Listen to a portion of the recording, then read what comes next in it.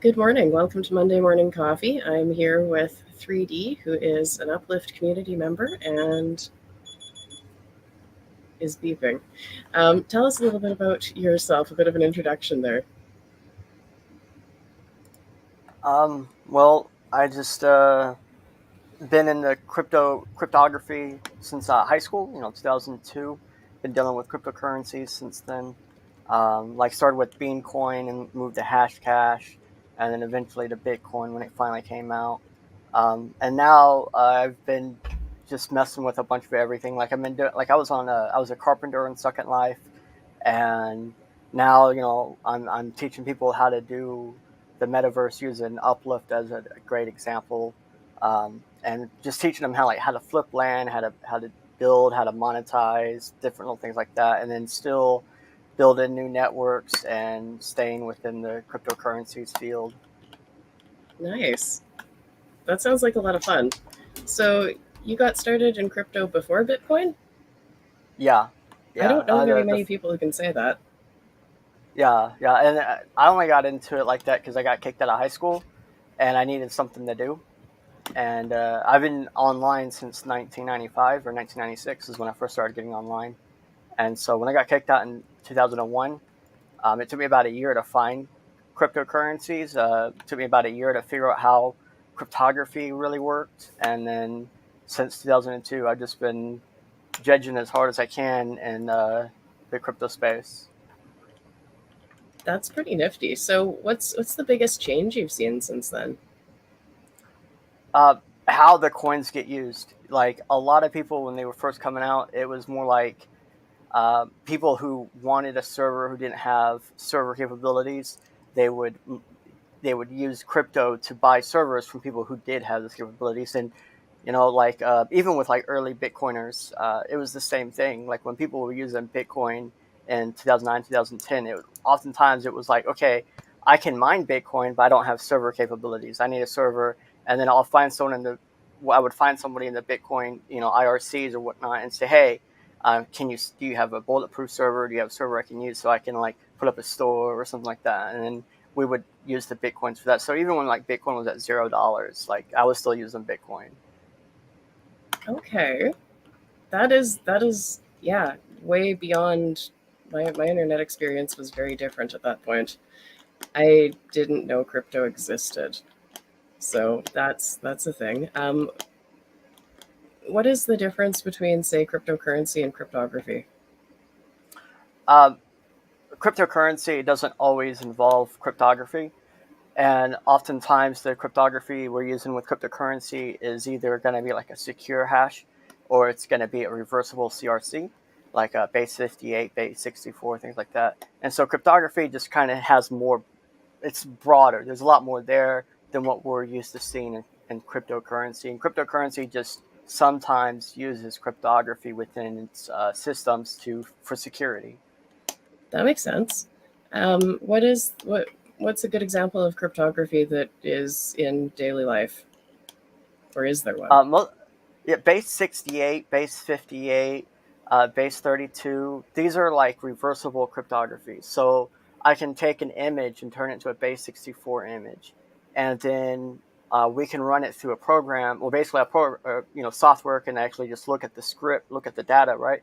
All of the base 64. And if someone else has even a portion of that image, well, we can tell that it's a portion of it from its base 64. So a lot of things that people use it for is finding the differences or similarities in images. So you know how like you have a lot of facial recognition systems. A lot of times that just gets dropped down to a base 64, and then if there's any similarities in the two images, in like someone's face, well, the computer or the software will be able to figure that out just from the base script. It will say, oh, hey, look, from here to here is exactly the same as it is over here, so they must be the same. That's pretty cool. I didn't know that that's how that worked. Would that Mm-hmm. have an application? Could it be done in a practical way for something like spotting fake news photos? Yeah, right now, like when there's software that it's used to see if anybody's cropped an image, or like deep faked an image, it actually Yeah. uses base 58 to determine that. So it will drop it down to base 58, and it looks for I think it's like 32 characters in a row. If there's 32 characters in a row within that script, between like between two different images, it can say, okay, we can see this has been altered or been adjusted or changed. And then when you build an image completely from like the bottom up on your computer or whatever, it does tend to be a larger base 58 script than if you was to like take a picture with your phone or take a screen, like a scan of a physical picture. So that's the other way they do it, is like the actual size ratio compared to other ones of the same type of resolution, Mhm. and also if there are 32 characters or more in a row compared to the similar images online. That's kind of nifty. So then, I'm guessing that also probably has implications for copyright as well. Like if I copyright an image, that could be used to tell if somebody else has borrowed my image.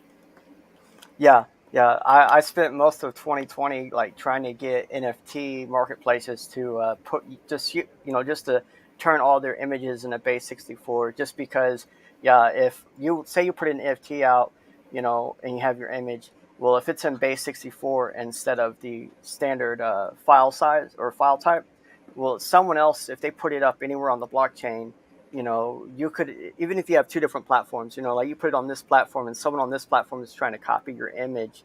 Well, we can just scan the blockchain and say, hey, look, no, wait, this base 64 is already on the blockchain, and we'd be able, even competing or nowhere near the same marketplaces could figure out, hey, look, we can't let you put that up there, it's already on the blockchain, you know and it would stop a lot of duplications, copycats, and stuff like that. I really like that. So is there an easy way to put my images into base 64, or is that a couple layers Oh more yeah. technically complex? Oh no, no. It's just a simple script. There's like thing it's called base64.guru is one of the most common places to go to online. There's tons of places online where you can just like drag and drop your image, your file, your video, almost anything can be turned into base64. Um, and it's just simple, it's a simple data script. If you just know how to use the terminal, you could just grab the script off the internet, and then anything on your computer, just go, hey, look, I need this turned into base 64. And any Linux can do that. Most of them can do that automatically. Like they have it already pre-built inside of it to be able to handle that. Cool. So if I do that, then I'm just trying to wrap my mind around this. Would my if it's turned into a base 64, does it still display like an image format, like a JPEG or a GIF or a PNG or anything like that, or does it need something different to display the image? Your web browser will display it. You throw Okay. it into your address bar as if it's Yeah. a link, like it would be like file colon slash slash, and Yeah. then and and it will just display it. Like every web browser since 2009 can output any base 64 hash as its original file type. Okay. And then if I'm using that to, let's say, collaborate with somebody, would I be able to edit it with a graphic editor? You would have to, like, when you have it on the web browser, you'd have to Mhm. resave it as that Okay. original file type, and then edit it, and then return it into a base, and then send it. I kind of like that because that gives you, like, once it's there, it's just there and it's not changeable. So I do like that. Um, okay. So tell me a little bit about your work with the Uplift. What have you been working on? Um, like I just got done building a mall, so like I saw, I think it was Zestra has a kind of like a little shopping area where Yeah. people can go and put in little spots, and I was like, that's a really good idea. So I did basically just a building mall, where I'm trying to get the same ideal of people to come in, and then on top of that, like I have a bunch of plots where I've bought the plot, and then I'm kind of like renting it out to people so they can, play on the uplift, figure it out. And from like one of my favorite friends is DJ Meat Popsicle. He didn't want to mess with it, and he plays Minecraft, but he didn't want to mess with the uplift. And then I got him a plot, and then after a handful of weeks, he was able to buy his first land. So it's like now he has his own land. And then I've actually done like a rent to own where someone, I had a plot and they were using the plot, and them using the plot because it earns you a little bit of extra kickback. Um, we just tracked the difference between like what I was getting to when he was playing, and then we just slowly let him pay back me the cost of his plot, and then when he paid it back, I sent him the plot, and now he owns that plot. It's his plot now.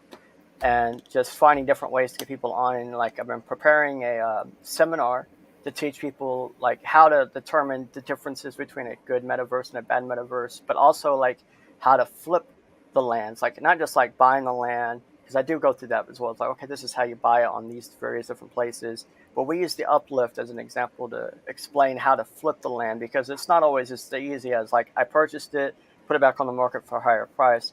Sometimes you need to go in there and reset the land, or you need to build up on the land. I've also teach people like what you would see in like real realty. It's like, okay, there could be build a suit. You could actually rent property instead. You could fractionalize property, and we're doing different things like that to just try to get people involved. And then I have a plot where people that go to the seminar, they can actually get access to the plot for up to 48 hours just to play, just to see what it's like, just to get the feel for it instead of just being all verbals. I love that. So, what are the differences between a good and a bad metaverse? What do you look for? Things we look for is like, can we do whatever we want on the property? Like, for example, like when you're in the uplift, if you have an egg, you can throw the egg whenever you want. There are all metaverses where you can have that egg, but you can't use it whenever you want. You can only use it when the team or the system wants you to. If you can purchase a property and sell it without permission, there are a couple of different types of metaverses where it's like you have to have permission to sell your property or to sell stuff on your property. And then there are different metaverses where there's no property rights. And so that's something that we get big into, where it's like the old metaverses, Second Life and stuff like that, you have no property right. And nowadays, like when I was originally on Second Life back in the day, like everybody who was on Second Life had a piece of land. You could build on it, but you didn't really have rights. You couldn't sell it, you couldn't do anything like that. And now you have to pay a fee just to get that old land. So it's like they really, we use that as a big example. It's like that's the bad way to go. While the good way to go is like when you see with Decentraland, Uplift, and stuff like that, because you do have those property rights. It's not just a piece of land that you get to do something on. It's a piece of land that you get to choose if you want in the first place. Yeah, I didn't realize that there was that much discrepancy. I kind of assumed that this was what was going on. I shouldn't make assumptions. it's a it's a thing. Um, that's interesting. I hadn't thought about it as being a thing where we're free to do all the whatever we want with the land when we want. The idea of having those permissions kind of micromanaged doesn't seem like something people would agree to. But I guess maybe I hang out with a different set of people. Um, yeah. So when you have people renting out parts of a plot, how do you manage that? Kind of like a real realtor. Like I got to show up every day and make sure people aren't doing something they're not supposed to be doing, or messing with someone else's section of land. And when I was first messing with it, I was like taking the land and just splitting it into four pieces, and then giving them the full Z right, and then just limited X and Y. And then when I got with my friend that we're doing the seminars with, he was like, "Why don't you just separate it by Z?" So this last one that we did, he's done it too. Where we separated it all by Z, so you have the full X Y, but now you have a limited Z space. And then the bottom, I want to say like 50 blocks or so, we just leave it as an open mining area for anybody. So anybody in the top sections, they can just go down and mine as they please. And then I haven't done any creative, uh, tokenizations or fractalizations yet, just because the creative plots, the people want to go big on those. So we haven't done that in any way yet, because that one would be like a little bit more difficult, I think. Probably, yeah, but that is interesting. So, what do you find has gone over better with people if you just sort of chop it into quarters or if you chop it into slices of Z? Slices of Z seems to go better. People Okay. feel like they have the full space, but when you Hmm. have it in like quarters, they get confused a lot. Like we would use Yeah. obsidian or something to mark the lines, and A, that gets expensive. And then B, like when you're up in the air, you forget that there's a line somewhere. Yeah, that would, I was wondering about that because that's something, yeah, that would be harder to keep track of. And if you have Mhm. the floor and a ceiling, that's pretty straightforward, and then the region protection takes care of the rest. Right, right. Okay. And so how do you keep track of all the people on your plots that you're managing? Do you have like a central spreadsheet or something, or how do you manage that? Um, yeah, like a combination of like an actual spreadsheet, yeah, and then like when you're in the enter that dot uplift, you can Yeah. actually name your plots. I will Yes. put like the person's handle. I'll put their handles in the plot so I know who all is in which plot, and then if I have any open spaces available. That makes total sense. That is nifty. So if somebody wants to get in touch with you and work with PlotShare, what's the best way to reach you? Twitter, at Okay. underscore Yeah. underscore 30 underscore underscore underscore. Yep. Okay. Excellent. And if anybody's following me on Twitter, I mentioned you in the post about the stream here, so that should be an easy one. Um, yeah. Zestra said she can't wait for fractionalized NFTs so that we don't have trust issues. I'm kind of excited about that too. I like the idea of fractionalized NFTs because managing people is not my strong point.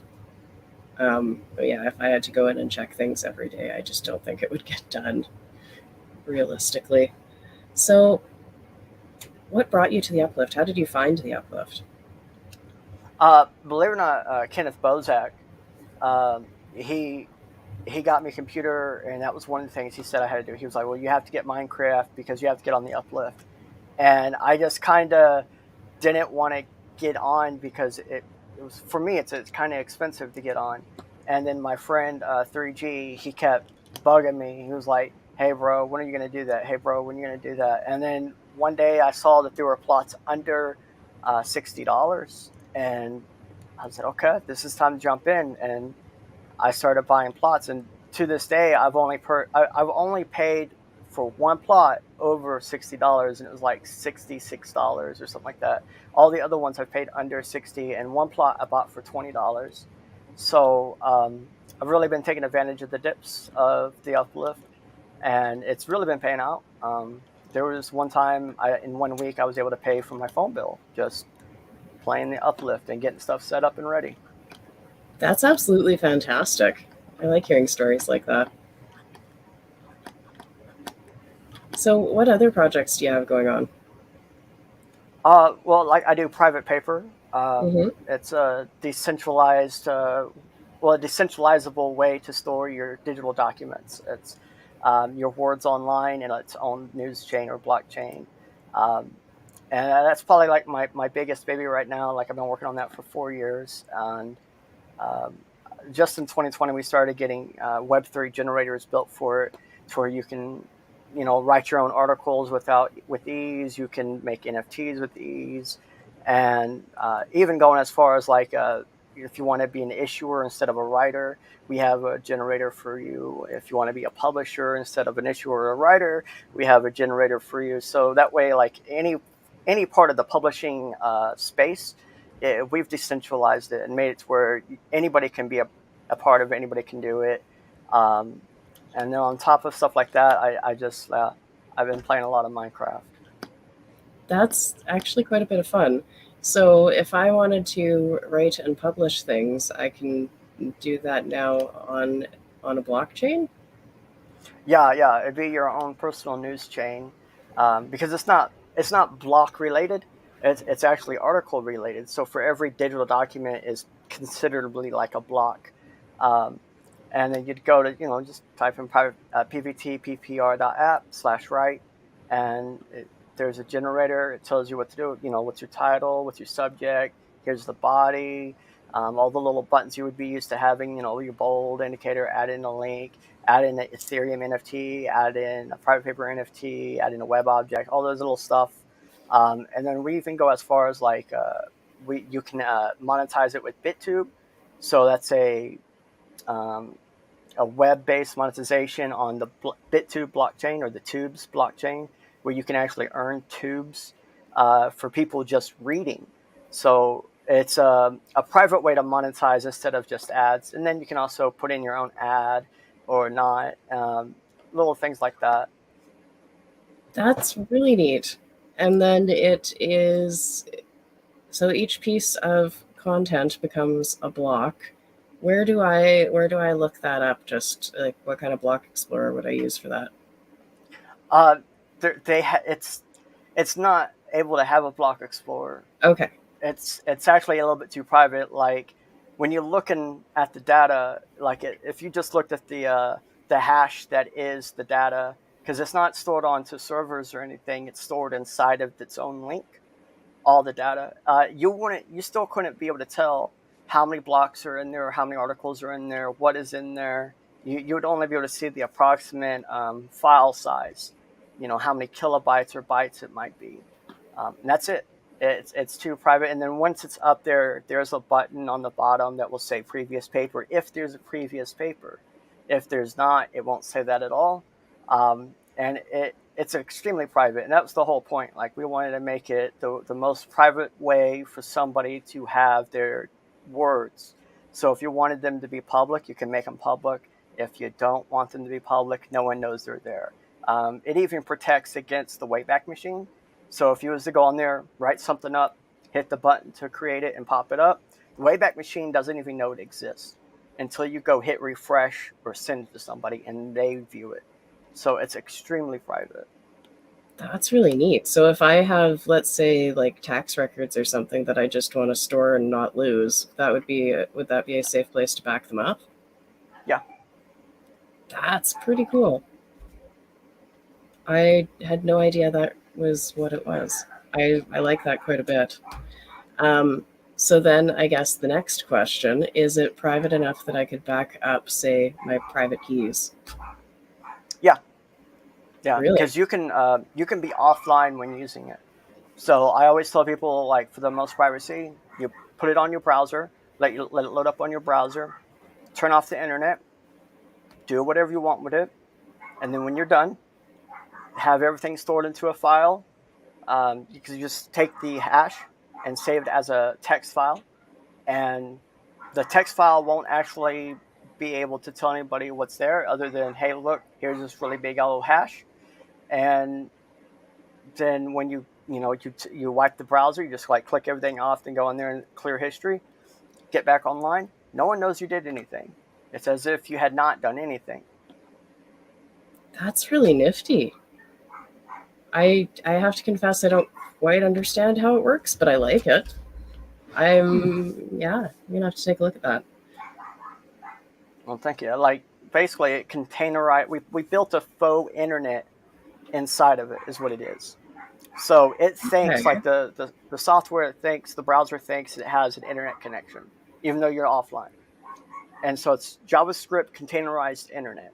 And then it acts as if it's fully there. Like, for example, like when you're building stuff and you pop it, like when you build it, there's always a big old link. It always shows you, okay, this is your hash link of your data. And then you click it and it pops up on your browser. Browser acts as if it has internet the whole time you're doing it. So if you was to pull one of these up and open it up offline, like there's a script that you can pull off of our GitHub, and it will show you how to open it up offline. And once you start loading it into the browser with that script, it doesn't even know you're offline. It thinks you're 100% online. And if you clicked on a link to somewhere outside of that little mesh, it will say, hey, look, you're not online. But then as soon as you go back into that mesh, it will act as if it has internet again. That's really nifty. Would that have potential application for medical records? Something where a certain number of people, say a doctor and maybe a secretary, have access to a record that nobody else ever gets to see unless Yeah, you have that special access. But you can see that the record exists, you just can't see what's in it. yeah. For example, if you wanted to do something like that, you could actually take the hash link and cut it in half. Give half to the client, the person whose record it belongs to. Put it onto a micro SD card. Put it Mm. onto a thumb drive. Put it so if it's small enough, you can even put it onto an NFC chip. So it'd be a no battery chip, and then when you have the client with you and then they say, okay, we want to see your record, they would present the other half, and then it would put it together, and then now whoever is on that actual device, it can be offline, doesn't have to have the internet, and it can view it, and then it's a personalized thing right there. It's just them, and ain't no one else that can see it. And then if you have like spyware on the computer, well, if you're not online, that spyware can't talk back to whoever to get the information. So you're kind of a bit more in the clear. That's really neat because that's been, I did work in a medical clinic for a while, and that was one of the more contentious issues was that even like access to medical records really relies on the honor system. If you work in a place, you have access to those records, whether you want to or not. And yes, it's monitored because you're signing into a network, but no, it's really only monitored when somebody thinks there's a problem. So that's that's interesting. I like that.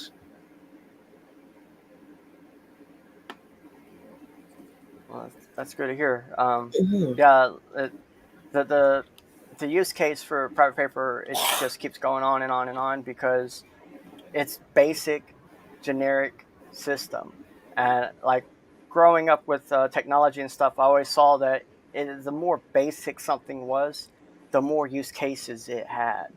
And when we first built this system between me and my friend, it was just simply I was getting censored off everywhere. Like YouTube kicked me off, Facebook kicked me off, and I was just being demonetized everywhere, like removed everywhere.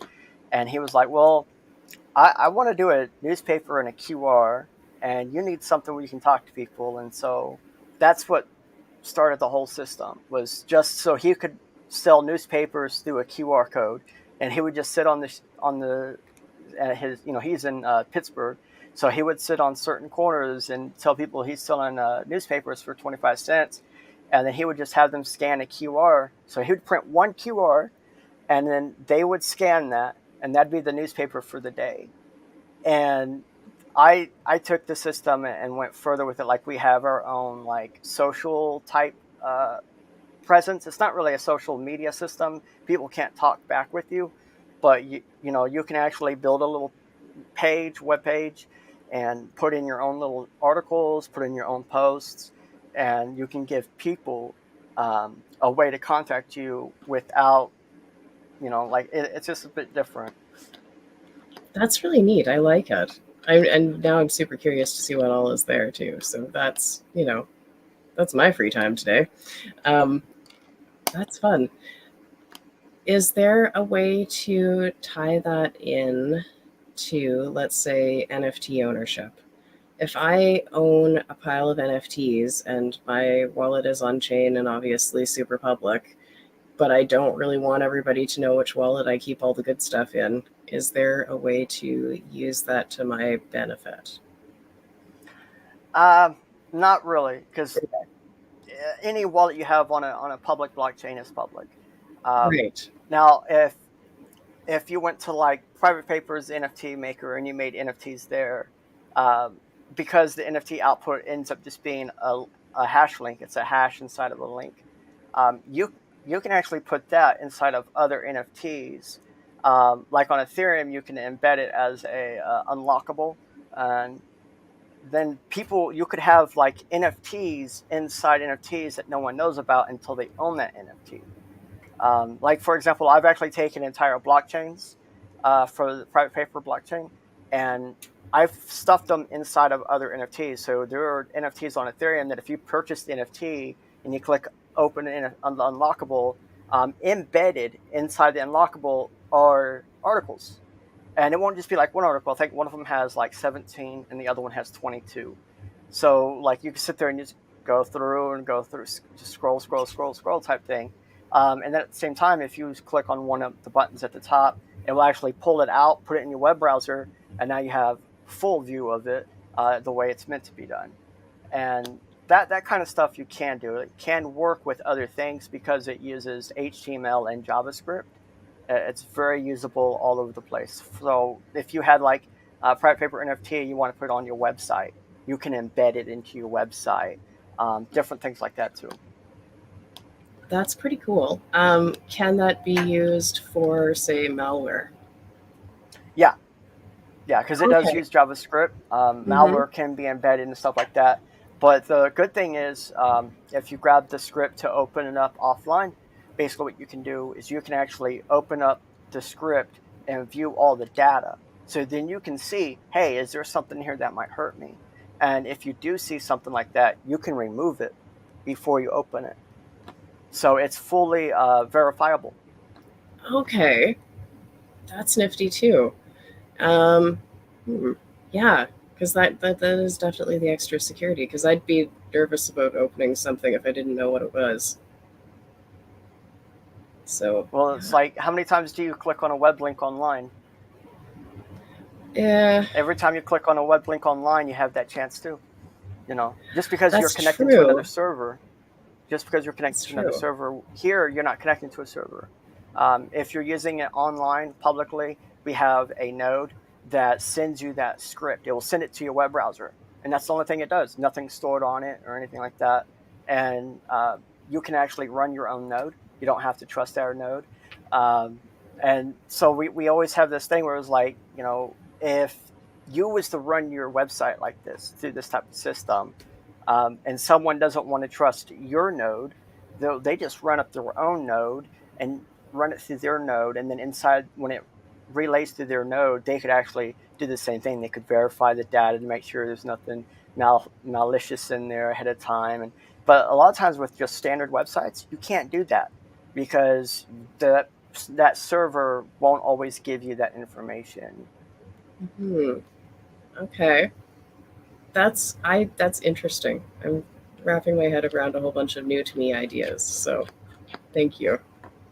You're welcome. Is there anything else that you want to add before we kind of wrap it up here? Um, no, I appreciate you for letting me come on. So glad that you guys at the Uplifter, taking control of the Uplift and stuff like that. Like, I supported the DAO. Um, like, I had just recently done a thing where I got a bunch of the lift off tickets, and I was Yep. giving away to people on Twitter. I only had 20, and then it got so many hits on the thing that I ended up buying like 15 more, and I gave away like 35 of them. And people are really enjoying it. A couple of people have been asking me like, okay, now I'm in here, what do I do? And I'm like, just go look around, just go look around, you Yeah. know. Um, and I think there's still a lot of room for just people like I live stream on Odyssey.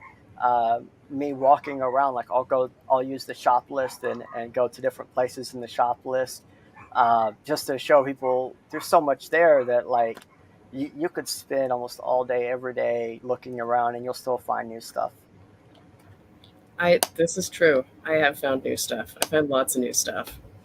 So it's big.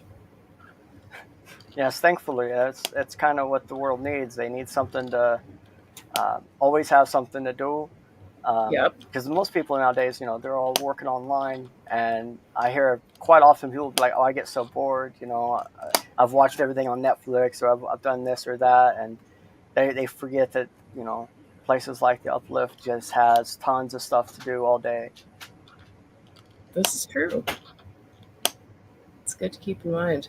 Yeah, I forget sometimes that there are things to do. I don't just have to be the creative person all the time. I can go be a tourist and enjoy myself. Yeah, I like to get on the rails and just run the rails and look around, Yeah, and then that will get me into going to new areas because I'll be like, what the heck is that down there? And then I'll have to get off to go find it. absolutely. That is a good time. Well, thank you for joining me. This has been very informative. I've learned a ton, and we should talk again at some point and see, what other new things you're working on. Okay, sounds great. Thanks so much. Absolutely. Thank you. And to everybody else, thanks for joining, and we'll see you again. I'll be back on Wednesday. Somebody told me we could do a raid in Swineland, so that'll be fun. Yeah, everybody's invited. So